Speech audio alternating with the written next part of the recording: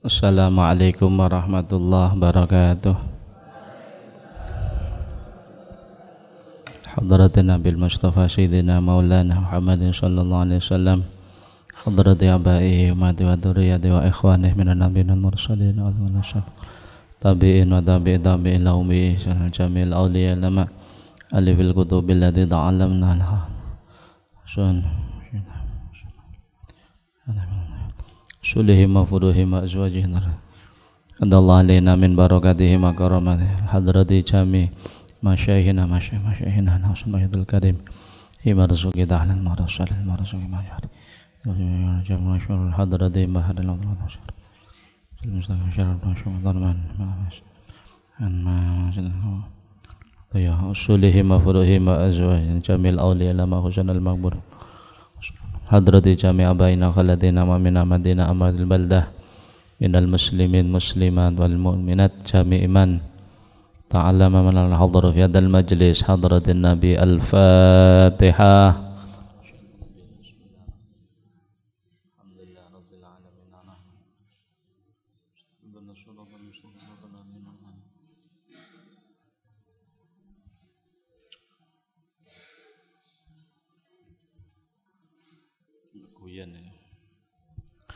Bismillahirrahmanirrahim. Babu ma utawi iku bab mertelakake perkara jaa kang teka apa ma fi sifati mighfari Rasulillah ing dalem sifat to mertelakake sifat capil wesine Rasul sallallahu alaihi wasallam.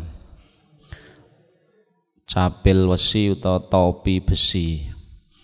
Haddasana wa fihi lan iku ing dalem bab hadisani utawi hadis loro. Haddasana nyeritani ingsun sapa Qutaibah bin Sa'id kala ngendika sapa Qutaibah bin Sa'id.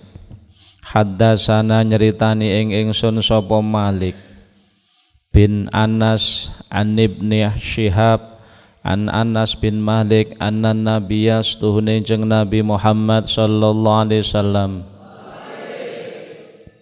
iku dakhala manjing sapa jeung Nabi Makkah ing negara Mekah wa alaihi lan iku ing atase jeung Nabi mighfarun utawi capil wesi fakila nuli dawuhake lahu wakila nulitena torake lahu maring jeng Nabi hadza utawi iki wong iku ibnu Khatalin muta'allikun kang gumantungan bi astaril Ka'bati kelawan pira-pira selambune Ka'bah faqala nuli dawuh sapa jeneng Nabi uqtulu matenono sira kabeh ing Ibnu Khatal. Haddasana nyeritani ing ingsun sapa Isa bin Ahmad kala ngendika sapa Isa bin Ahmad haddasana nyeritani ing ingsun sapa Abdullah bin Wahbin kala ngendika sapa Abdullah haddasani nyeritani ing ingsun sapa Malik bin Anas an Ibni Syihab saking Ibnu Syihab an Anas bin Malik anna Rasulullah temen setuhune Rasul sallallahu alaihi wasallam iku dakhala manjing sapa jeneng Nabi Makkah ing negara Mekah amal fathi ing dalem taun kabukae negara Mekah wa ala ra'sihi lan iku ing atase mustakane jeneng Nabi al mighfaru utawi topi wesi capil wesi kala ngendika sapa Anas falamma nazaahu falamma mongko semangsane nyopot sapa jeneng Nabi ing mighfar ja'ahu mongko sowan ing Kanjeng Nabi sapa rajulun wong lanang. Faqala nuli matur sapa rajul lahu maring jeng Nabi. Mature ngeten, Ibnu Khatalin utawi Ibnu Khatal iku muta'allikun kang gumantungan bi astaril Ka'bati kelawan pira-pira selambune Ka'bah. Faqala nuli dawuh sapa jeng Nabi uktuluhu matenono sira kabeh ing Ibnu Khatal. Kala ngendika sapa Ibnu Syihab wa balaghani lan tumeka ing ingsun apa anna Rasulullah teman setuhune Rasul sallallahu alaihi wasallam iku lam yakun wis ora ana sapa jeneng Rasul yauma idzin ing dalem iki dinane Fathul Makkah penaklukan negara Mekah iku mukhriman wong kang ihram. Bismillahirrahmanirrahim. Alhamdulillahi rabbil alamin. Salatu wassalamu ala syarafil mursalin habibina syafi'ina qurrati a'yunina Muhammadin sallallahu alaihi wasallam wa ala alihi wa sahbihi wa man tabi'ahum bi ihsan la yaumiddin. Amma ba'du, fala haula wala quwwata illa billahil aliyil azim. Bismillahirrahmanirrahim. Bab niki nerangke topi besinipun jeng Nabi. Jadi Kanjeng Nabi niku ketika beliau datang ke Mekah untuk Fathu Makkah, membebaskan negara Mekah saking kekuasaane kafir Quraisy, nggih. Kanjeng Nabi di samping membawa pedang Dzulfiqar, Kanjeng Nabi pakai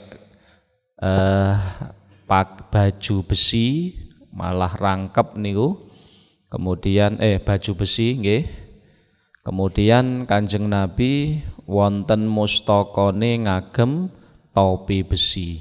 Ya, ini sebagai langkah ikhtiar untuk menghadapi musuh. Jadi bab niki nerangne tentang topi besinipun Kanjeng Nabi. Haddasana Qutaibah bin Sa'id, menceritakan kepadaku Qutaibah bin Sa'id. Beliau berkata haddasana Malik bin Anas. Malik bin Anas menceritakan kepadaku, beliau berkata saking Ibni Syihab an Anas bin Malik, saking sahabat Anas bin Malik, sesungguhnya jeng Nabi Muhammad sallallahu alaihi wasallam ketika beliau masuk ke negara Mekah pada Fathu Makkah niko, maka Kanjeng Nabi Muhammad memakai topi besi. Wonten mustakane jeng Nabi niku wonten topi besi nipun. Faqilalahu, kemudian ada yang berkata kepada Kanjeng Nabi, hadza Ibnu Khatal, wahai Kanjeng Nabi, Ibnu Khatal lagi bersembunyi di selambune Ka'bah. Maka Kanjeng Nabi Muhammad SAW dawuh, uktuluh, bunuhlah dia. Bunuhlah dia. Kemudian para sahabat melakukan perintah Nabi kalawau. Jadi dari dawuh ini apa yang bisa kita pahami?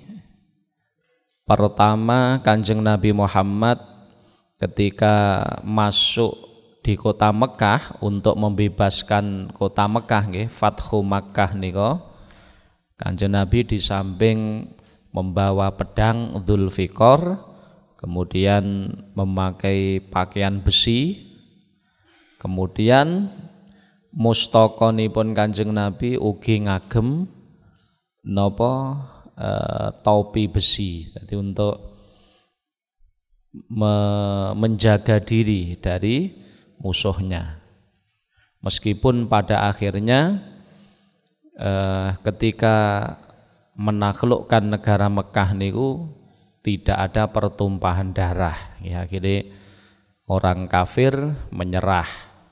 Tidak ada pertumpahan darah, tetapi sebagai langkah antisipasi Kanjeng Nabi memakai hal-hal tersebut. Nah, termasuk topi besi. Topi besi itu dipakai oleh Nabi Muhammad SAW. Kemudian setelah Kanjeng Nabi sampai di Makkah, sudah Fathu Makkah ya, ada seorang lelaki datang kepada Kanjeng Nabi. Namanya lelaki itu Sa'id bin Haris. Ya, sahabat Sa'id bin Haris kemudian matur datang Kanjeng Nabi, ya Rasulullah, Ibnu Khattal, ya, Ibnu Khattal yang napa niku murtad, yang telah membunuh umat Islam dan telah napa niku misui Kanjeng Nabi Muhammad, ya, itu dia bersembunyi di astaril Ka'bah. Mendengar itu Kanjeng Nabi Muhammad dawuh, uktuluh, silahkan kalian semua membunuh dia. Ini ada beberapa yang harus kita pahami. Ibnu Khattal niku sinten? Ibnu Khattal yang oleh Kanjeng Nabi ditetapkan untuk dibunuh. Yang jelas dawuhe Nabi niku wa mayantiku anil hawa in huwa illa wahyun yuha. Jadi ya sing didhawuhne Kanjeng Nabi niku hakikatnya wahyune Allah Ta'ala. Siapa Ibnu Khattal yang oleh Kanjeng Nabi dibunuh, disuruh sahabat untuk membunuh? Dia adalah rajulun aslama thumartada. Dia adalah seorang lelaki asline muslim awale. Kemudian dia murtad. Dia murtad, keluar dari Islam, wa qatala musliman, dan dia telah membunuh orang Islam. Dia membunuh orang Islam. Jadi orang murtad dan dia membunuh orang Islam. Wa akhadha yahju wa yasubbun nabiyya sallallahu alaihi wasallam, dan dia telah napa niku misui Kanjeng Nabi. Bahkan wattakhadha jariyataini tughanniyani bisabi Rasulillah. Bahkan Ibnu Khattal itu dia mengambil dua orang jariyah untuk bernyanyi, ya. Dia mengundang dua jariyah untuk bernyanyi dalam rangka misui Kanjeng Nabi niki wau. Mengumpat Nabi Muhammad sallallahu alaihi wasallam. Akhirnya fa'amara Rasul sallallahu alaihi wasallam biqatlihi. Akhirnya Kanjeng Nabi Muhammad memerintahkan untuk membunuhnya. Nah, dari hadis ini bisa kita pahami bahwa min akbahidz dzunub sabu Rasulillah. Jadi termasuk dosa sing paling gede, ya, termasuk kelompok dosa sing paling ageng niku sabu Rasulillah, misui Kanjeng Nabi. Dan ini dilakukan oleh Ibnu Khattal. Ibnu Khattal niku asale muslim, murtad, keluar dari Islam, dia membunuh orang Islam dan kemudian misui Nabi Muhammad. Tumpuk-tumpuk. Kemudian napa niku Kanjeng Nabi memerintahkan untuk membunuhnya. Dan yang jelas perintah Nabi Muhammad niki sejatine ya perintah Allah. Kenapa? Karena wa ma yantiqu anil hawa. Kanjeng Nabi tidak akan dawuh dari hawa nafsunya, tidak. In huwa illa wahyun yuha. Sedaya niku wahyune Allah Ta'ala. Jadi kalau Rasulullah merintah ini sejatine dawuh Allah Ta'ala. Ini menunjukkan kepada kita hikmah napa? menunjukkan bahwa misui Kanjeng Nabi Muhammad itu termasuk akbahidz dzunub, paling jember-jembere dosa. Faqad azama Allah taala wala yahqiruhu, sungguh Allah telah mengagungkan Kanjeng Nabi Muhammad, tidak boleh menghina Nabi Muhammad. Tidak akan ada yang menghina Nabi illa mal'unun rajim, kecuali orang yang dilaknat dan orang yang dijauhkan dari rahmat Allah taala. Jadi itu asalnya. Jadi sebenarnya napa niku apa yang didhawuhne Kanjeng Nabi itu sejatine dawuhe Allah taala. Niki yang ingin disampaikan di dalam hadis ini, yang pertama Kanjeng Nabi itu punya topi besi. Ya, Kanjeng Nabi enggak kagungan topi besi pada waktu menaklukkan kota Makkah. Kanjeng Nabi memakai topi besi kalau wau. Topi besi dipakai, kemudian di atas topi besi itu Kanjeng Nabi memakai imamah yang berwarna hitam. Jadi walabisa fauqoha al imamah as-sauda. Jadi topi besi, kemudian setelah itu di atasnya ada imamah serban. Ya, serban yang berwarna hitam. Ini menunjukkan Kanjeng Nabi pakai topi besi, ini bagian dari menjaga tubuh beliau dari hal-hal yang tidak diinginkan. Meskipun Kanjeng Nabi orang yang paling tawakal kepada Allah, tetapi secara syariat menjaga itu tetap dianjurkan, ikhtiar itu diperintahkan oleh Allah taala, kembali kepada yang kemarin. Ya, Kanjeng Nabi pakai baju besi, bawa pedang. Loh, apa Kanjeng Nabi tidak tawakal? Ya tawakal. Tetapi meskipun tawakal, pasrah kepada Allah, akan tetapi tidak meninggalkan syariat yang berupa ikhtiar, menjaga diri tersebut. Kemudian dari hadis yang kedua, An Anas bin Malik anna Rasulullah sallallahu alaihi wasallam dakhala Makkah amal fath. Kanjeng Nabi Muhammad sallallahu alaihi wasallam niku masuk kota Makkah amal fathi pada tahun kebukaan negara Mekah. Tahun kebukaan negara Mekah atau terbebasnya Mekah, terbebasnya negara Mekah itu pada tanggal 20 Ramadan. Jadi amul fathi, kebukaan negara Mekah niku tanggal 20 Ramadan tahun 8 Hijriah. Jadi tahun 8 Hijriah. Dan Kanjeng Nabi pada waktu datang untuk Fathu Makkah, beliau tidak dalam keadaan ihram. Maka disebutkan wa ala ra'si mighfar, wonten mustaqane Kanjeng Nabi wonten topi besi. Topi besi yang di atasnya topi besi niku ada imamah, ada serban yang berwarna hitam. Qala Anas berkata falamana za'u ja'a rajulun, ketika Kanjeng Nabi melepas topi besinya, datang kepada Kanjeng Nabi Muhammad seorang lelaki. Namanya lelaki itu adalah Sa'id bin Haris. Sahabat Sa'id bin Haris mengabarkan bahwa Ibnu Khattal tadi seorang murtad yang membunuh umat Islam dan napa niku misui Kanjeng Nabi Muhammad sallallahu alaihi wasallam, itu lagi bersembunyi di selambune Ka'bah. Maka akhirnya Kanjeng Nabi Muhammad dawuh, uqtuluh, bunuhlah Ibnu Khattal. Qala Ibnu Syihab wa balaghani anna Rasulullah sallallahu alaihi wasallam lam yakun yauma idzin muhriman. Jadi Kanjeng Nabi pada waktu Fathu Makkah itu tidak dalam keadaan ihram. Tidak dalam keadaan ihram.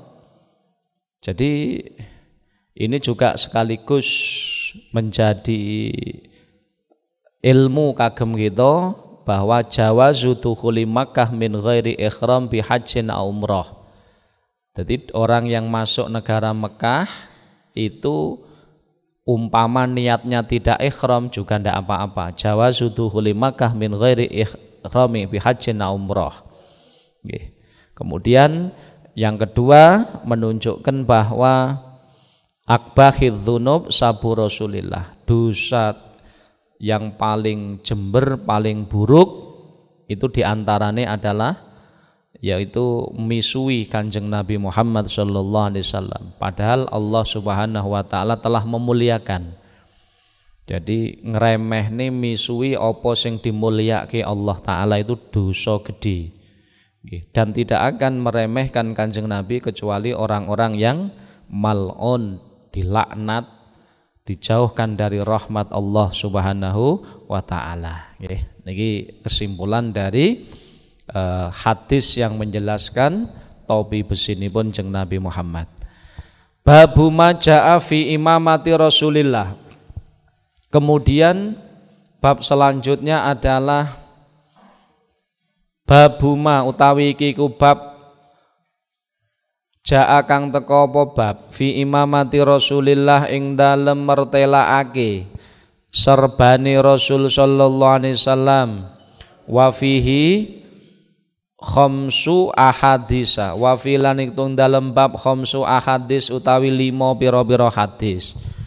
Bab menerangkan surbani Kanjeng Nabi. Ada 5 hadis yang dihadirkan di dalam menjelaskan sorban menika. Haddasana nyeritani ing ingsun sapa Muhammad bin Bashar. Kala ngendika sapa Muhammad bin Bashar haddasana Abdurrahman nyeritani ingsun sapa Abdurrahman bil Mahdi an Hammad bin Salamah. Haddasana nyeritani ingsun sapa Mahmud bin Ghailan. Kala ngendika sapa Mahmud haddasana nyeritani ingsun sapa Waqi' an Hammad bin Salamah an Abi Zubair an Jabir. Kala ngendika sapa Jabir dakhala manjing sapa an-nabiyyu sallallahu alaihi wasallam Makkah ing negara Mekah yaumal fathi ing dalem dina kabukae negara Mekah ing dalem dina kebukae kutha Mekah wa alaihi lan iku ing atase mustaqane Jeng Nabi imamatun utawi serban saudau kang ireng. Jadi hadis sahabat Jabir mengatakan dakhalan nabiyyu Kanjeng Nabi Muhammad sallallahu alaihi wasallam masuk negara Mekah pada Fathu Makkah. Ya, pada Fathu Makkah itu wa alai imamatun sauda wonten mustaqane Jeng Nabi itu ada imamah, ada serban yang berwarna hitam. Serban yang berwarna hitam.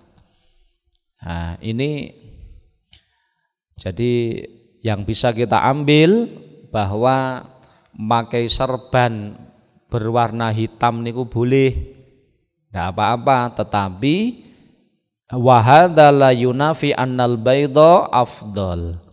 Tapi ini tidak menafikan pakai serban yang berwarna putih itu lebih utama. Lebih utama serban warna putih. Warna putih, tetapi umpama selain putih juga tidak masalah. Wong Kanjeng Nabi juga pernah pakai serban berwarna hitam.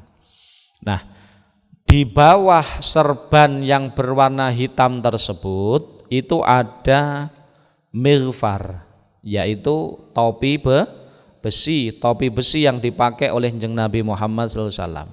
Jadi topi besi, kemudian di atasnya topi besi ini ada imamah sauda, serban yang berwarna hitam.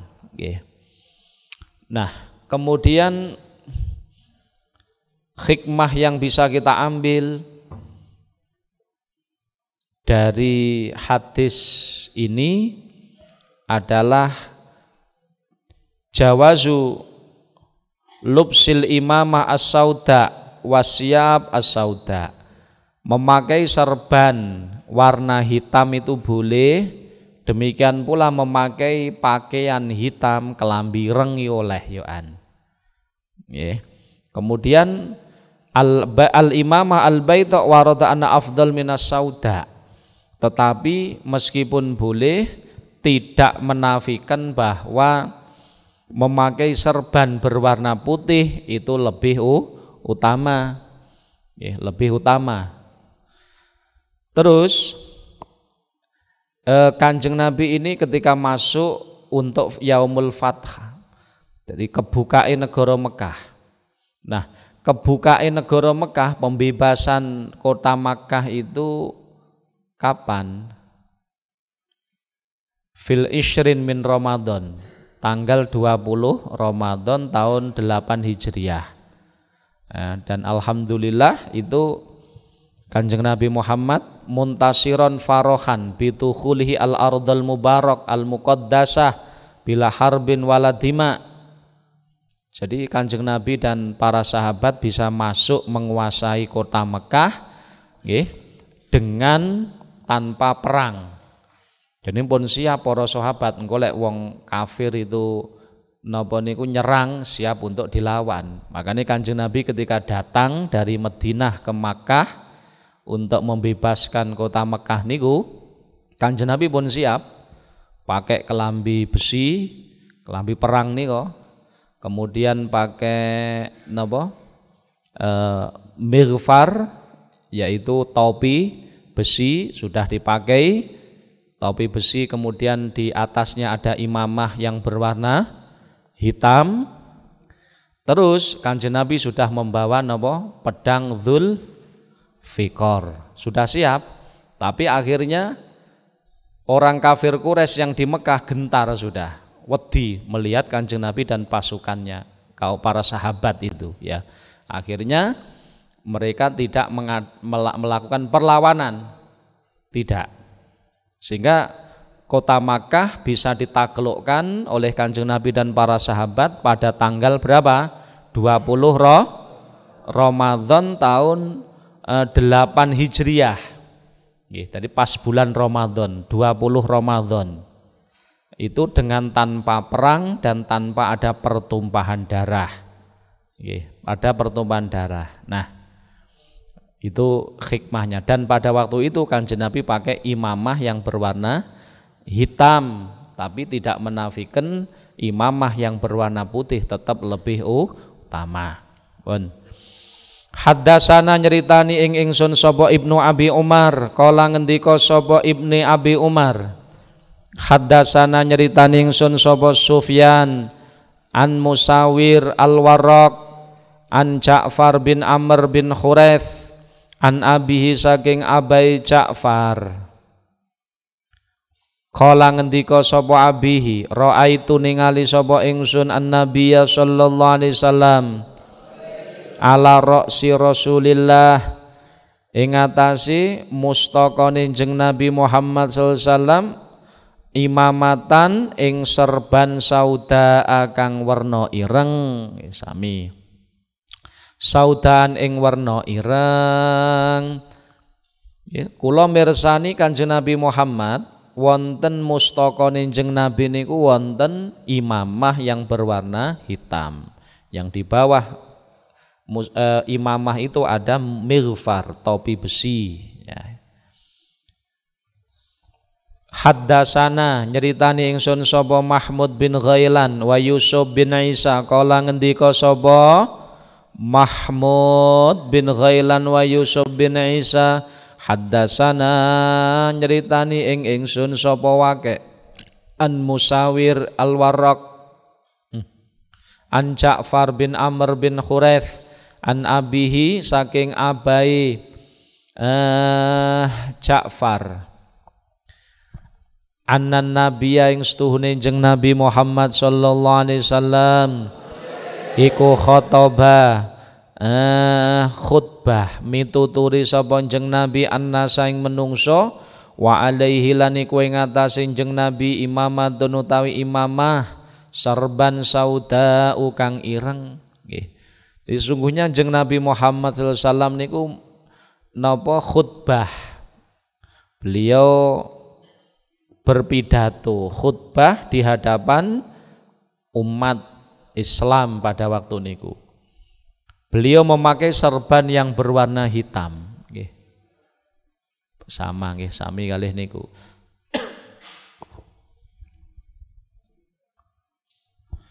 Jadi hadal hadis takkidun alartida'ir rasul al-imamah sauda. Hadis ini menguatkan bahwa Rasulullah niku ngagem serban atau nggih, serban yang berwarna hitam. Faqat ra'au sahabi wa huwa sallallahu yaktubu alal mimbar inda babil Ka'bah. Nah, ini ketika Kanjeng Nabi Muhammad khutbah berpidato. Nah, di mana khutbah beliau?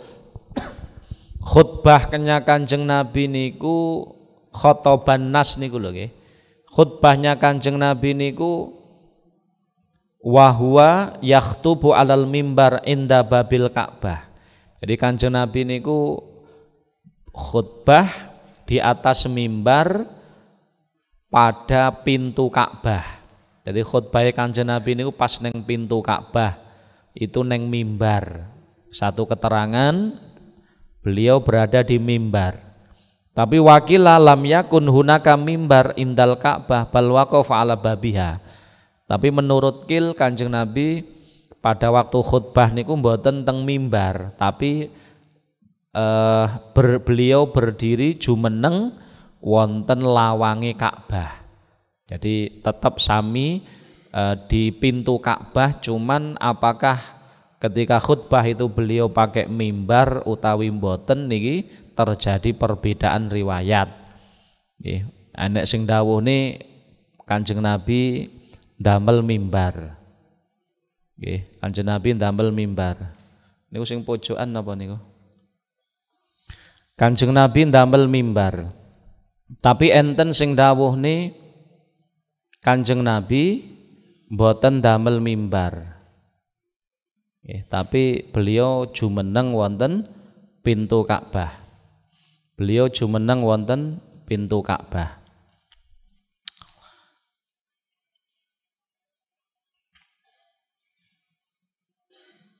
Ma yustafadu minal hadis al-imamah sunnatun fi sholah wa ghairiha litajammul. Yang kita ambil dari hadis ini, yang kita bisa memahami, imamah Kanjeng Nabi Muhammad niku napa memakai imamah niku sunnah fi sholah wa ghairiha, baik ketika sholat ataupun di luar sholat jane sunnah niku litajamul. Kemudian jawazu lubsis sawat fil khutbah, bolehnya makai imamah yang berwarna hitam ketika khutbah.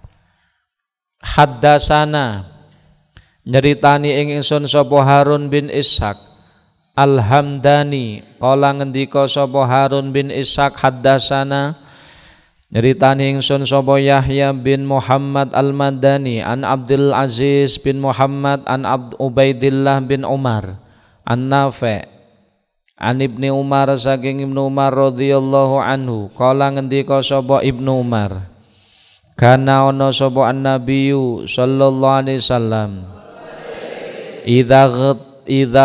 idza tamma ing dalem nalikane nganggo serban sapa Kanjeng Nabi, ing dalem nalikane nganggo serban sapa Kanjeng Nabi sadala mongko nglembrehake sapa Kanjeng Nabi, sadala mongko nglembrehake sapa Kanjeng Nabi imamatahu ing serbane Kanjeng Nabi baina katifaihi ing dalem antarane pundak lorone Kanjeng Nabi. Nggih, tadi saking sahabat Ibnu Umar beliau ngendikan ngeten. Karena Nabi sesungguhnya Nabi Muhammad sallallahu alaihi wasallam niku ketika memakai serban Beliau Nabi sadala imamatah baina katifah. Jadi Kanjeng Nabi itu ngelembrehne serbanipun sampai pundakipun Nabi. Jadi Kanjeng Nabi memanjangkan serbane sampai pundak. Nggih, sampai pundak. Qala Nafi' qala ngendika sapa Nafi' wa kana Ibnu Umar wa kana lanono sapa Ibnu Umar iku yaf'alu wa gawe sapa Ibnu Umar dzalika ing mengkono sadala imamatah. Qala ngendika sapa Ubaidullah wa ra'aitu lan ningali sapa ingsun Qasim bin Muhammad wa Salim iku yaf'alani agawe sapa Qasim lan Salim dzalika ing mengkono-mengkono sadala imamatah. Ternyata apa yang dilakukan Kanjeng Nabi niki wau itu ditiru oleh para sahabat beliau, sehingga Imam Syekh Qasim bin Muhammad dan Salim itu melakukan hal tersebut, yaitu ketika pakai imamah nggih damel serban imamah, beliau dikelembrehne dipanjangne sampai pundak. Ini niru Kanjeng Nabi. Mila fikul hadis dalam masalah ini dos pundi. Jadi ternyata para sahabat itu sangat berusaha untuk ingin mutabaah, mengikuti Nabi Muhammad SAW. Ya, jadi mengikuti Kanjeng Nabi itu termasuk menjadi kebanggaan para sahabat, yaitu berusaha meniru apa yang dilakukan oleh Nabi Muhammad SAW. Sing penting boten khususiyah. Nek khususiyah ora oleh dieloki, ya, tapi sak lintune khususiyah itu para sahabat, orang-orang yang mulia itu berusaha untuk mengikutinya. Haddasana nyeritani ingsun sapa Yusuf bin Isa. Kala ngendika sapa Yusuf bin Isa haddasana nyeritani ingsun sapa Waqi'. Kala ngendika sapa Waqi', haddasana nyeritani ingsun sapa Abu Sulaiman wa huwa Abu Sulaiman iku Abdurrahman Ibnul Ghasil, Abdurrahman bin Ghasil an Ikrimah an Ibni Abbasin anna nabiyya ing setuhune jeneng Nabi Muhammad sallallahu alaihi wasallam iku khutbah sapa jeneng Nabi annasa ing menungso ae fi masjidihi bil Madinah. Jadi khutbah sing niki wonten Masjid Nabawi di Madinah. Wa alaihi lan iku ing atase jeneng Nabi isobatun utawi serban damsau kang maknane saged ireng utawa gupak lenga rambut nggih, lenga rambut. Jadi saking sahabat Ibnu Abbas. Sahabat Ibnu Abbas mengatakan anna nabiyya sesungguhnya jeneng Nabi Muhammad SAW itu khutbah an-nasa. Jadi khutbah pada manusia. Pada manusia. Kapan khutbahi? Kanjeng Nabi khutbah di Masjid Nabawi, di Masjid bil Madinah Al-Munawwarah. Wa kanat akhira marratin yas'udu fil mimbar fi maradi maudi sallallahu alaihi wasallam. Jadi khutbah yang didhawuhne di dalam hadis niki, hadis kelima nggih. Ini adalah khutbah terakhir Nabi Muhammad SAW naik mimbar pada waktu sakitnya Kanjeng Nabi. Jadi pada waktu itu Kanjeng Nabi jane pun sakit. Tapi Kanjeng Nabi masih kuat naik mimbar di Masjid Nabawi di Madinah Al-Munawwarah, dan itu ternyata terakhir Kanjeng Nabi khutbah naik mimbar, ya. Sebab setelah itu Kanjeng Nabi tidak lama kemudian beliau sakit sampai akhirnya beliau wafat, ya. Jadi ini sing didhawuhne sahabat Ibnu Abbas, anna nabiyya sallallahu alaihi wasallam khotoban nas, khutbah pada para sahabat di Masjid Nabawi ini terakhir. Nah, pada waktu itu Kanjeng Nabi Muhammad niku memakai napa isobah damsa, dasma, memakai sorban, ya, yang diberi wewangian. Sorban diberi wewangian. Ada yang mengatakan berwarna hitam, ada yang mengatakan napa niku diberi wewangian. Nggih, gupak minyak rambut rikmane Kanjeng Nabi niku. Mula mayustafadu minal hadis kana Rasul yukthiru min duhni sya'ar min tahni sya'ar ikraman wa tahsinan lahu. Jadi Kanjeng Nabi Muhammad niku ngatah-ngatahaken damel napa niku minyak rambut nggih untuk memuliakan rikmanipun dan sebagai untuk mempermudah ketika menyisir. Dan akhirnya serban sing didamel Kanjeng Nabi untuk khutbah terakhir niki kenging gupak karo minyak rambutipun Kanjeng Nabi niki wau. Niki. Ini khutbah terakhir Kanjeng Nabi. Waqad dzakara al-Bukhari anna Rasul ausa bil ansor wal ihtimam bi sya'nihim. Dalam khutbah terakhir tersebut Kanjeng Nabi berwasiat kepada sahabat Ansor. Sahabat Ansor itu adalah penduduk asli Madinah. Jadi kan ada sahabat Muhajirin, ada sahabat Ansor. Sahabat Ansor itu sahabat asli penduduk Madinah yang menolong sahabat yang hijrah. Kalau sahabat Muhajirin itu sahabat yang aslinya dari Makkah ikut hijrah bersama Kanjeng Nabi, ya. Ikut hijrah bersama Kanjeng Nabi. Itu sahabat Muhajirin. Nah, dalam khutbah ini Kanjeng Nabi berpesan kepada para sahabatnya, terutama al-ansor bil ansor wal ihtimam bi sya'nihim, agar para sahabat Ansor ini napa niku betul-betul perhatian terhadap keadaan mereka, para sahabat-sahabat. Artinya untuk membina kerukunan, ya. Jangan ada perselisihan dan seterusnya, saling membantu dalam kebaikan. Ini wasiat Nabi kita Muhammad sallallahu alaihi wasallam di akhir khutbah beliau. Pun. Babu ma jaa fi sifati izari Rasulillah. Babuma utawi iki ku bab mertelaake perkara jaa kang teka apa ma fi sifati izari Rasulillah, ing dalem mertelaake sifat izar utawa sarungipun Rasul sallallahu alaihi wasallam. Wa fihi lan iku ing dalem bab arbaatu ahadis utawi papat biro-biro hadis, 4 hadis.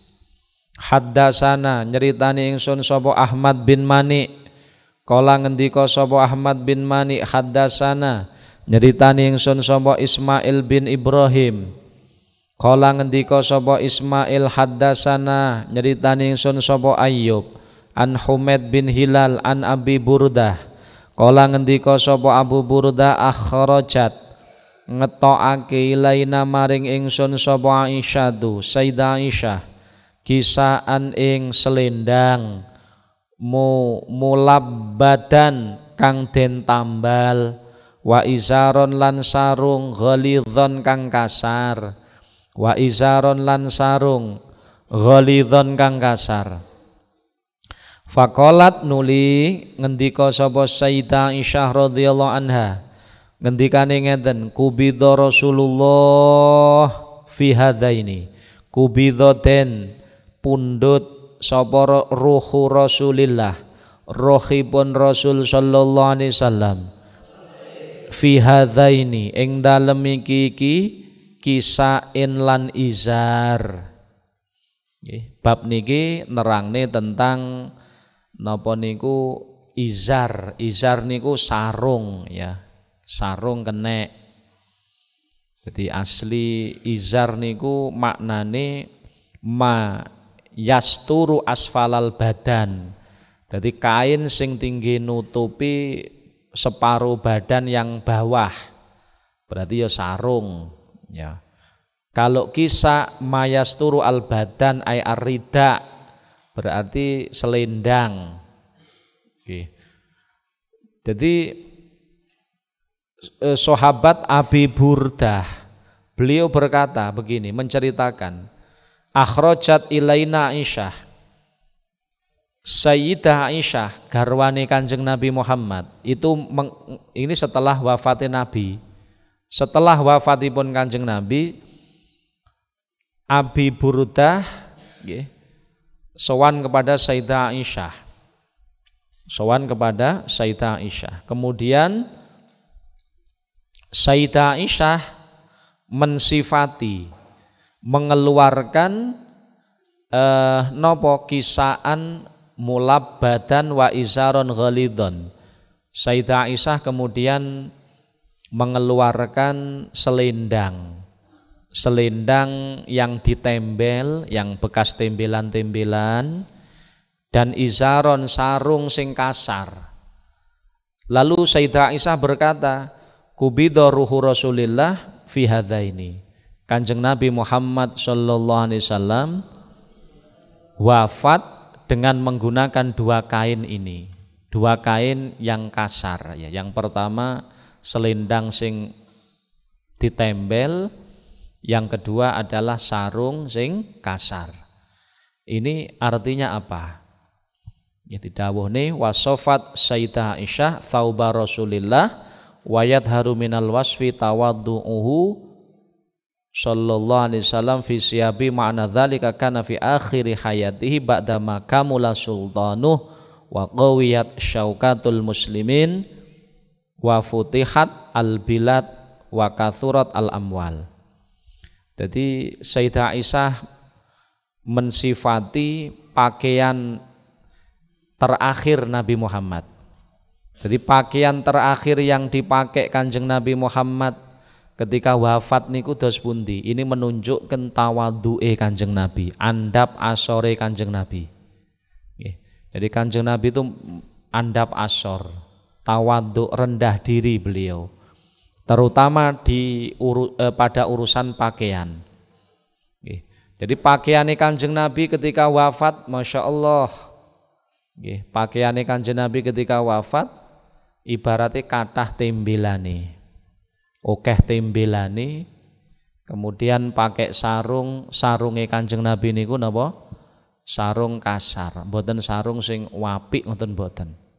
Ini dipakai Nabi Muhammad ketika beliau dipundhut Allah Ta'ala. Ini menunjukkan nopo? Tawadhu'e Kanjeng Nabi. Padahal pada waktu wafatipun Rasulullah, keadaane Rasulullah itu mestine itu nopo? Ba'da makamula sultanuhu. Padahal Kanjeng Nabi itu sudah jaya, cara mestine jaya wis sempurna. Keratone silahi, kekuasaane. Ya sudah ndak ada lagi musuh paribasan ngoten. Wa qawiyat syaukatul muslimin. Pada waktu Rasulullah wafat itu umat Islam wis roso pun kuat. Futihat al-bilad, negara-negara ini sudah banyak yang masuk Islam. Kasurat al-amwal, bondo niku wis berlimpah mestine. Nek Kanjeng Nabi purun, tapi ewa semanten ya, dalam keadaan sing mestine pun puncak niki wau, justru Kanjeng Nabi Muhammad sallallahu alaihi wasallam menutup yang dipakai, yang diagem beliau justru pakaian yang sederhana, bikisain murokok, jadi dengan selendang sing akeh tembelane, kemudian biizarin khosyanin dengan sarung sing kasar. Jadi ini menunjukkan dos pundi waqad kana hadza saub akhirama wada Abi sallallahu alaihi wasallam ad-dunya tarikan zinataha wa zukhrufaha. Jadi Kanjeng Nabi Muhammad wafat meninggalkan gemerlape dunya. Itulah ya.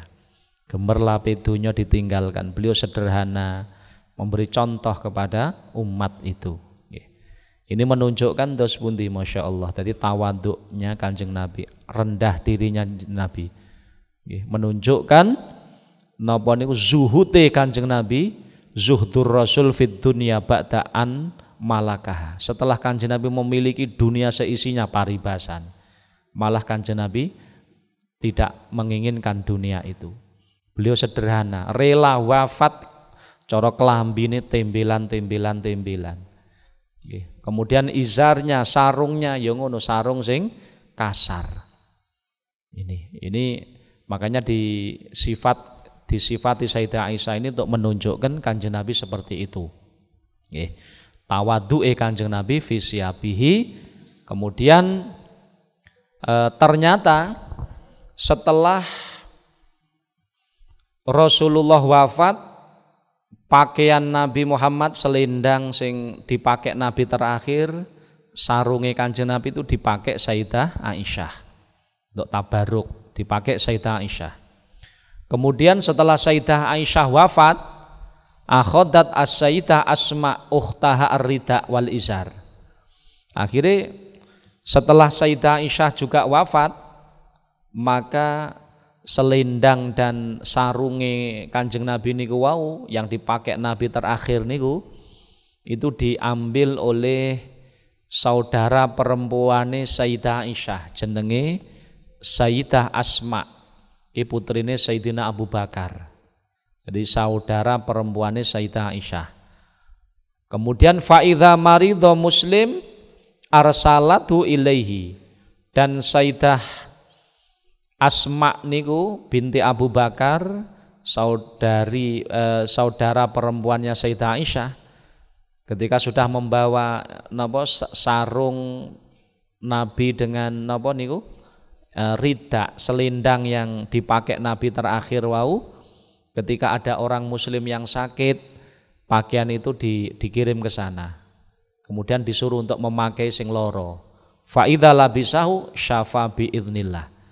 Ketika ada orang yang sakit ngagem pakaian atau selendang nih Kanjeng Nabi sing digunakan akhir sing akeh tembelan niku karo sarung yang dipakai Nabi sing mboten apik niki wau, ketika wafat dipakai Rasulullah, ternyata orang sakit disuruh untuk pakai itu oleh Sayyidah Asma.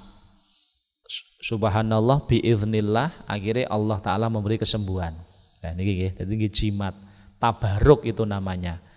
Mula di antara hikmah hadis yang kita baca ini napa? Pertama, nuduhne zuhute Kanjeng Nabi terhadap dunia. Yang kedua, tawadhu'e Kanjeng Nabi, rendah diri Nabi dalam berpakaian. Nggih, Kanjeng Nabi rendah diri meskipun umpama beliau menginginkan apapun terwujud, tapi malah beliau tawadhu. Ketika wafat pakai pakaian sing tembel-tembelan dan seterusnya. Kemudian as-sahabat kanat yatabarraku bi thiyabihi.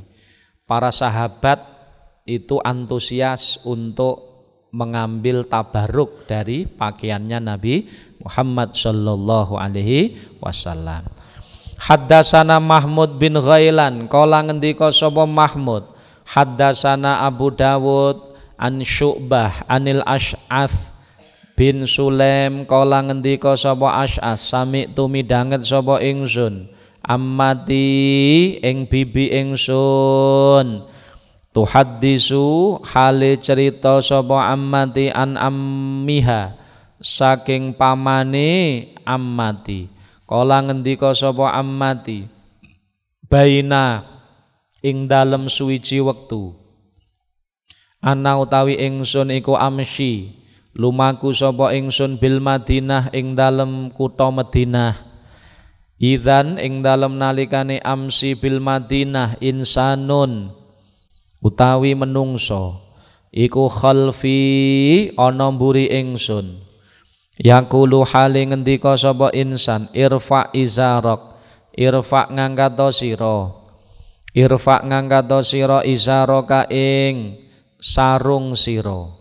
Fa innahu mongko stune raf'u izarok niku iku atqa luweh takwa wa abqalan luweh ngelanggengake. Faltafatu nuli noleh sapa ingsun, fa idzan nalikane iltafatu huwa utawi insan iku Rasulullah sallallahu alaihi wasallam.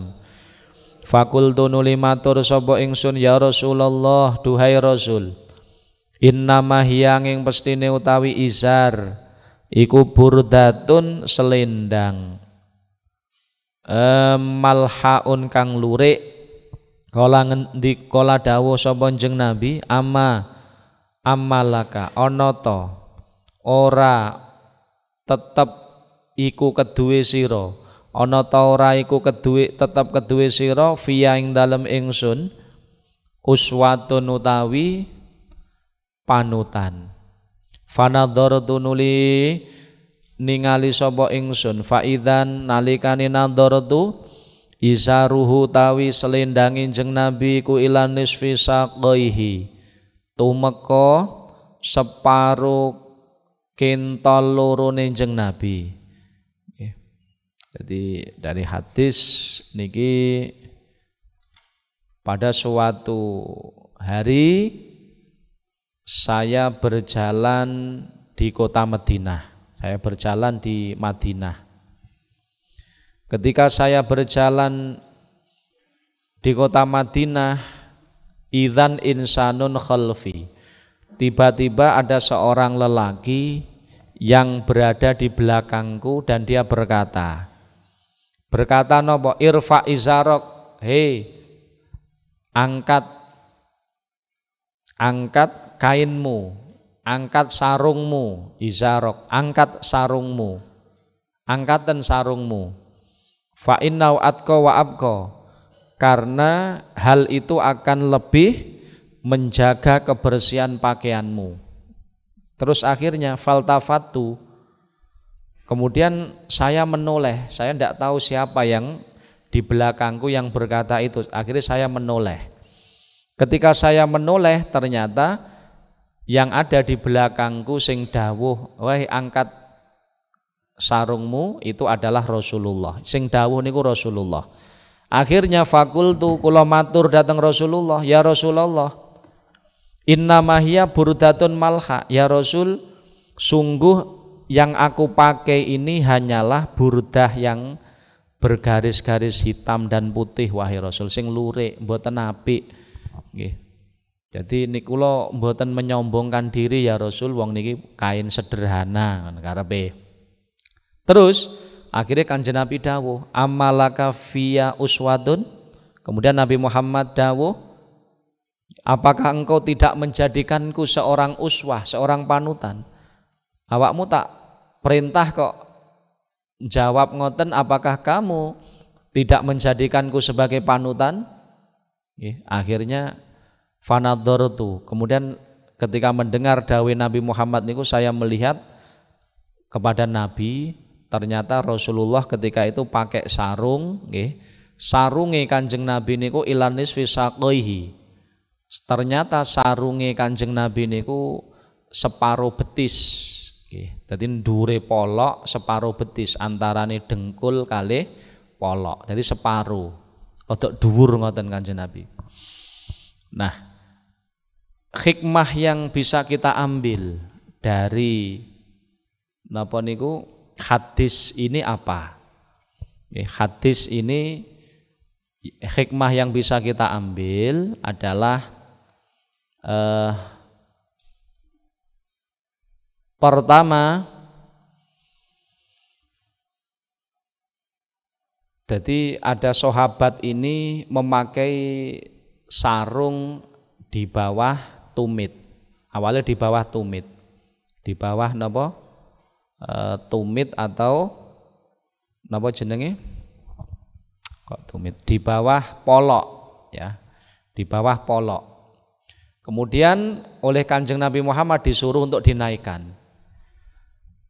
Sahabat ini mengira disuruh untuk dinaikkan itu karena mungkin ini menyombongkan diri di bawah tumit. Akhirnya sahabat ini matur kepada Nabi, ya Rasul, wong napa sarung sing kula damel niki sarung sederhana ya Rasul, mboten kula nggih sombong-sombongan, wong niki sederhana ngoten nggih. Tapi akhirnya tetap karo Kanjeng Nabi disuruh untuk menaikkan, untuk menaikkan. Gitu. Maka hikmah yang bisa kita ambil niki yang pertama bahwa dianjurkan al-hissu alal amri bil ma'ruf wan nahyi anil munkar. Kita itu kalau melihat hal yang tidak benar dianjurkan untuk memberi nasihat yang baik, amar ma'ruf nahi mungkar.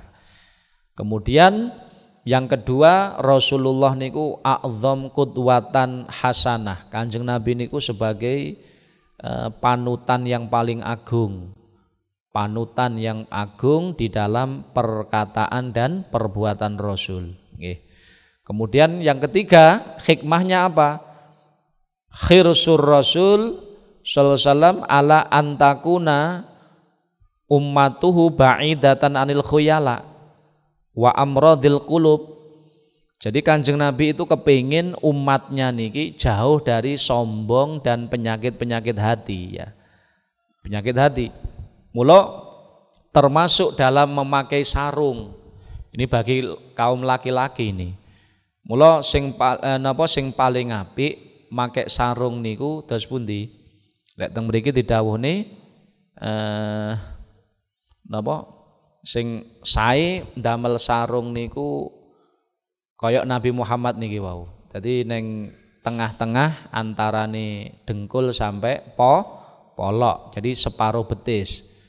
Kalau memang separuh betis keduwuren bagi laki-laki lho niki ya. Didukne meneh. Sing penting aja sampai ngeluwihi polok. Kalau sampai ngeluwihi polok, kalau sampai sarungan utawa nggawe celana itu ngeluwihi polok di bawah polok, maka kalau tujuannya itu untuk menyombongkan diri haram, tapi kalau tujuannya ndak ada tujuan apa-apa itu makruh, makruh. Jadi sing paling apik makai celana utawa sarung itu di ora-orane aja sampai neng ngisor polok. Kalau di bawah polok nggih niku didelok-delok dhisik tujuannya apa. Kalau tujuannya untuk menyombongkan diri maka haram. Idza zada as-saub ala adad qalil khuyala wal bar faharamun. Jadi enten dawuh asfalul ka'baini finnar liman jaro saubu khuyala wa kibron. Nggih, jadi di bawah polok itu di neraka bagi siapa? Liman jaro saubu khuyala wa kibron, bagi orang yang ngelembrehne menurunkan sarungnya atau celonone di bawah polok dengan tujuan menyombongkan diri gumedhe wa kibron, itu haram.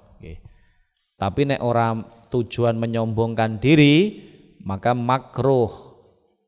Mula sing paling apik kalau bisa itu ya ojo sampai ngeluwi polok ya. Ojo sampai ngeluwi polok, sarungan yang ngono ojo sampai ngeluwi polok. Itu sing paling bagus begitu. Neng dhuwure polok titik ngoten mawon. Tapi kalau enek wong sarungan neng ngisor polok ya aja langsung kok arani wah kayak sombong haram kayak ora. Delok-delok tujuane yang melakukan. Kalau tujuannya itu memang untuk menyombongkan diri maka haram. Kalau tidak hanya makruh itu.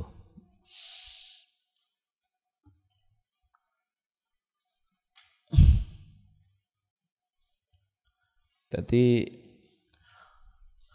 fayajuzu irkha'u tsaub ila qurbil ka'baini. Ya.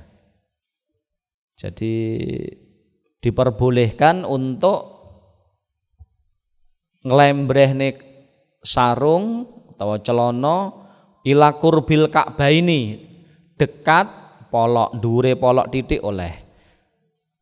In jawaza al-izar al-ka'baini faqad khalafa sunnah. Nggih.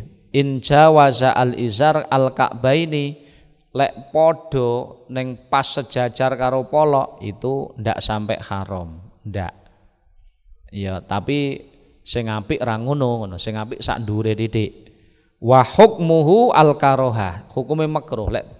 Jadi kok pas sarungan niku sak polok ya toh, itu makruh. Sing apik dos pundi sak ndure polok, dhuwure polok.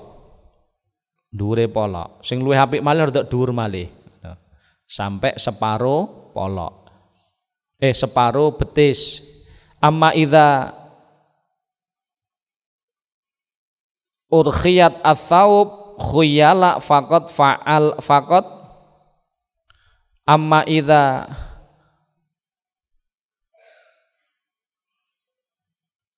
arkhaita ats-tsaub khuyala, apabila kamu memanjangkan pakaian di bawah polok nang isore polok, khuyala tujuane niate itu adalah menyombongkan diri, ya maka faqat fa'alta al muharram, maka dia melakukan perkara sing haram. Jadi haram itu apabila tujuane khuyala, tujuane untuk menyombongkan diri.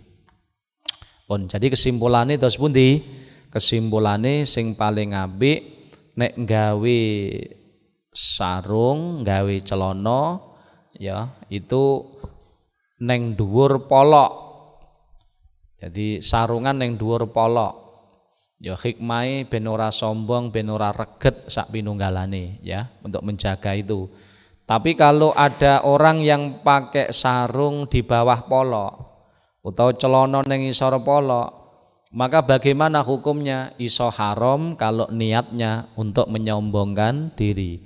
Tapi lek niate ndak punya niat apa-apa, ndak ngerti ngono ae, ya, maka ndak sampai haram tapi makruh. Haddasana Suwaid bin Nasr qala ngendika sapa Suwaid.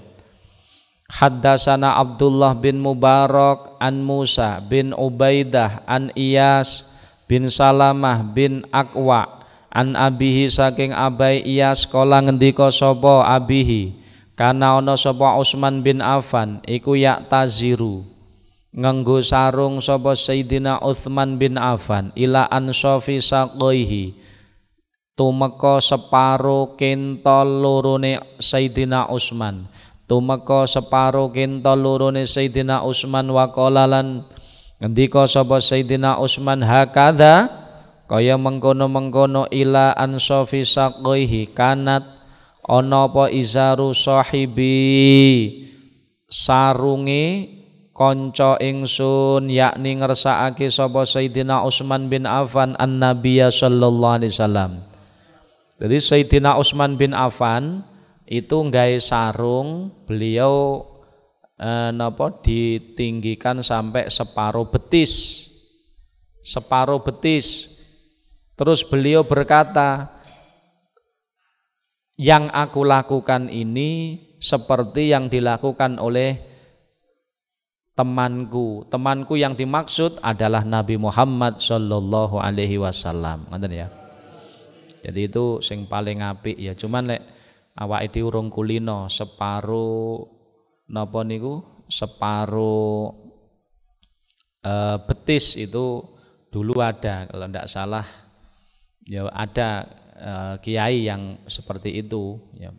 Memang rodok dhuwur, kalau sarungan rodok dhuwur, separuh betis itu yang paling bagus, itu dilakukan oleh Nabi Muhammad sallallahu alaihi wasallam.